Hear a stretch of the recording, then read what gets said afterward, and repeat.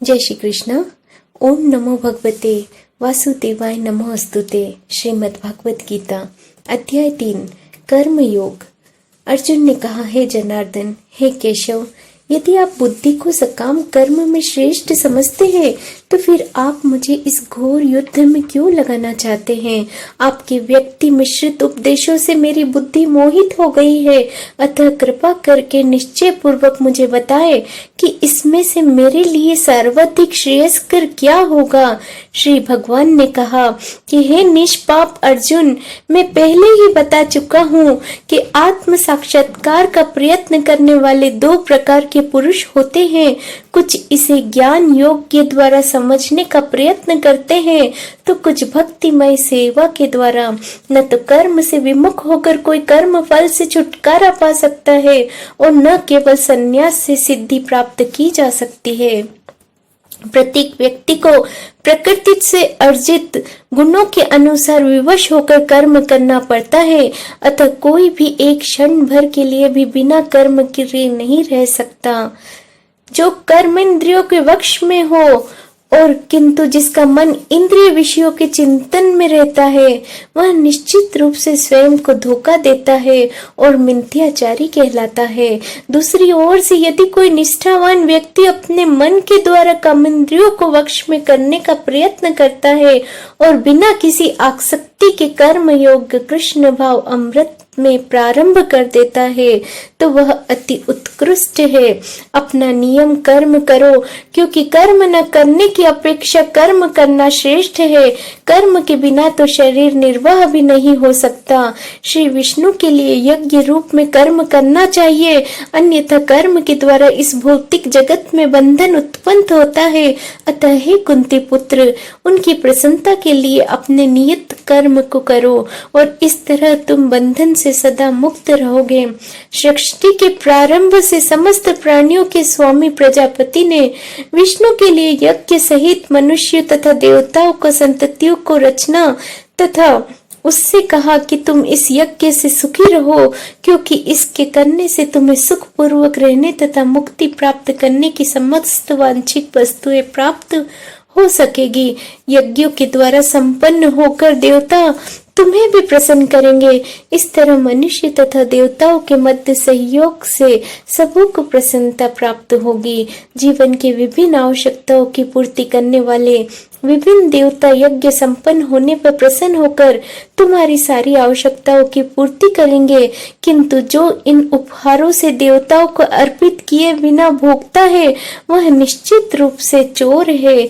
भगवान के भक्त सभी प्रकार के पापों से मुक्त हो जाते हैं, क्योंकि वे यज्ञ में अर्पित किए हुए भोजन प्रसाद को ही खाते हैं। अन्य लोग जो अपने इंद्रिय सुख के लिए भोजन बनाते हैं वे निश्चित रूप से पाप खाते हैं। सारे प्राणी अन्न पर आश्रित है और जो वर्षा से उत्पन्न होता है और वर्षा यज्ञ संपन्न करने से होती है और यज्ञ नियत कर्मों से उत्पन्न होती है। वेदों में नियमित कर्मों का विधान है और ये वेद साक्षात श्री भगवान परम ब्रह्मा से प्रकट हुए हैं। फलतः सर्वव्यापी ब्रह्म यज्ञ कर्मों में सदा स्थिर रहते हैं। हे प्रिय अर्जुन, जो मानव जीवन में इस प्रकार वेदों द्वारा स्थापित यज्ञ चक्र का पालन नहीं करता वह निश्चय ही पापमय जीवन व्यतीत करता है और ऐसा व्यक्ति केवल इंद्रियों की तुष्टि के लिए व्यर्थ ही जीवित रहता है। किंतु जो व्यक्ति आत्मा में ही आनंद लेता है और जिसका जीवन आत्म साक्षात्कार युक्त है और जो अपने में पूर्णतया संतुष्ट रहता है, उसके लिए कुछ करनीय कर्तव्य नहीं होता। स्वरूप सिद्धि व्यक्ति के लिए न तो अपने नियम कर्मों को करने की आवश्यकता रह जाती है, न ऐसा कर्म करने का कोई कारण रहता है। उसे किसी अन्य जीव पर निर्भर रहने की आवश्यकता नहीं रह जाती। अतः कर्म फल से आसक्त हुए बिना मनुष्य को अपना कर्तव्य समझकर निरंतर कर्म करते रहना चाहिए, क्योंकि अनासक्त होकर कर्म करने से उसे पर ब्रह्म की प्राप्ति होती है। जनक जैसे राजाओं ने केवल नियत कर्म को करने से ही सिद्धि प्राप्त की, अतः सामान्य जनों को शिक्षित करने की दृष्टि से तुम्हें कर्म करना चाहिए। महापुरुष जो जो आचरण करता है सामान्य व्यक्ति उसी का अनुसरण करते हैं और वह अपने अनुसरणीय कार्यों से जो आदर्श प्रस्तुत करता है संपूर्ण विश्व उसका अनुसरण करता है। हे प्रथा पुत्र, तीनों लोकों में मेरे लिए कोई भी कर्म नियत नहीं है, न मुझे किसी वस्तु का अभाव है न उसकी आवश्यकता है, तो भी नित्य कर्म करने में मैं तत्पर रहता हूँ। क्योंकि यदि मैं नियत कर्मों को सावधानी पूर्वक न करूं तो हे पार्थ, यह निश्चित है कि सारे मनुष्य मेरे पथ का अनुगमन करेंगे। यदि मैं नित्य कर्म न करूं तो ये सारे लोग नष्ट हो जाएंगे और तब मैं अवांछित जन समुदाय को उत्पन्न करने का कारण हो जाऊंगा। इस तरह संपूर्ण प्राणियों की शांति का विनाशक बनूंगा। जिस प्रकार अज्ञानी जन फल की आसक्ति से कार्य करते हैं उसी तरह विद्वान जनों को चाहिए कि वे लोगों को उचित पथ पर ले जाने के लिए अनासक्त रहकर कार्य करें। विद्वान व्यक्ति को चाहिए कि वह सकाम कर्मों से आसक्त अज्ञानी पुरुषों को कर्म करने से रोके नहीं, ताकि उनके मन विचलित न हो, अपितु भक्ति भाव से कर्म करते हुए वह उन्हें सभी प्रकार के कार्यों में लगाए, जिससे कृष्ण भाव अमृत का क्रमिक विकास हो। जीवात्मा अहंकार के प्रभाव से मोहग्रस्त होकर अपने आप को समस्त कर्मों का कर्ता बना बैठा है, जबकि वास्तव में तो प्रकृति के तीनों गुणों द्वारा संपन्न किए जाते हैं। हे महाबाहो, भक्ति भावमय कर्म तथा सकाम कर्म के भेद को भली भांति जानते हुए जो परम सत्य को जानने वाला है वह कभी भी अपने इंद्रियों में तथा इंद्रिय तृप्ति में नहीं लगता। माया के गुणों से मोहग्रस्त होने पर अज्ञानी पुरुष पूर्णतया भौतिक कार्यों में संलग्न रहकर उसमें आसक्त हो जाता है। यद्यपि उनके ये कार्य उनमें ज्ञानाभाव के कारण अधम होते हैं, किंतु ज्ञानी को चाहिए कि उन्हें विचलित न करें। अतः हे अर्जुन, अपने सारे कार्यों को मुझ में समर्पित करके मुझे पूर्ण ज्ञान से युक्त होकर लाभ की आशंका से रहित, स्वामित्व के किसी दावे के बिना तथा आलस्य से रहित होकर युद्ध करो। और जो व्यक्ति मेरे आदेशों के अनुसार अपने कर्तव्य करते रहते हैं और ईर्ष्या रहित होकर उस उपदेश का श्रद्धा पूर्वक पालन करते हैं, वे सकाम कर्मों से बंधन से मुक्त हो जाते हैं।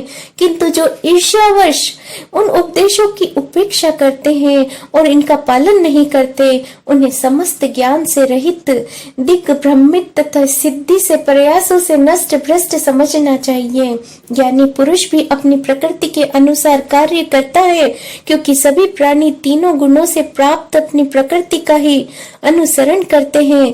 भला धमन से क्यों न हो सकता है। प्रत्येक इंद्रिय तथा उसके विषय में संबंधित राग द्वेष को व्यवस्थित करने के नियम होते हैं। मनुष्य ऐसे रोग तथा द्वेष के विशुभित नहीं होना चाहिए, क्योंकि यह आत्म साक्षात्कार के मार्ग में अवरोधक है। अपने नित्य कर्मों को दोषपूर्ण ढंग से संपन्न करना भी अन्य कर्मों को भली भांति करने से श्रेयस्कर है। स्वीय कर्मों को करते हुए मरना पराये कर्मों से प्रवृत्त होने की अपेक्षा श्रेष्ठतर है, क्योंकि अन्य किसी के मार्ग का अनुसरण भयावह होता है। अर्जुन ने कहा, हे कृष्ण, मनुष्य न चाहते हुए भी पाप कर्मों के लिए प्रेरित क्यों होता है? ऐसा लगता है कि उसे बलपूर्वक उसमें लगाया जा रहा है।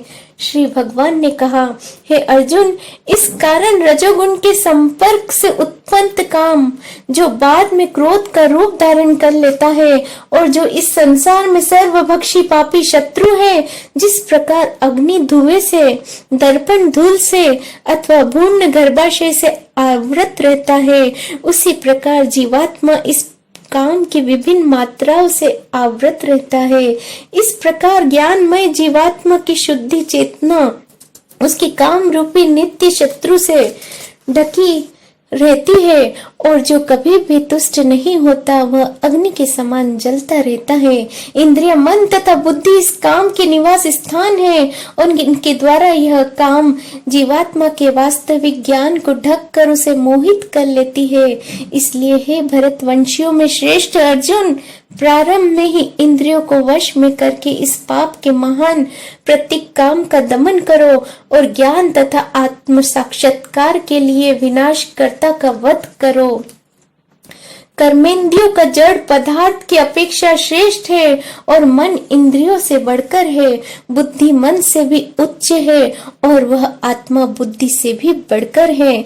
इस प्रकार हे महाबाहु अर्जुन, अपने आप को भौतिक इंद्रियों, मन तथा बुद्धि से परे जानकर मन को सावधान आध्यात्मिक बुद्धि कृष्ण भाव अमृत से स्थिर करके आध्यात्मिक शक्ति द्वारा इस काम रूपी दुर्जय शत्रुओं को जीतो। इस प्रकार श्रीमद् भागवत गीता का 3 अध्याय कर्म योग भक्ति वेदांत का तात्पर्य पूर्ण हुआ। जय श्री कृष्ण। ओम नमो भगवते वासुदेवाय नमो अस्तुते।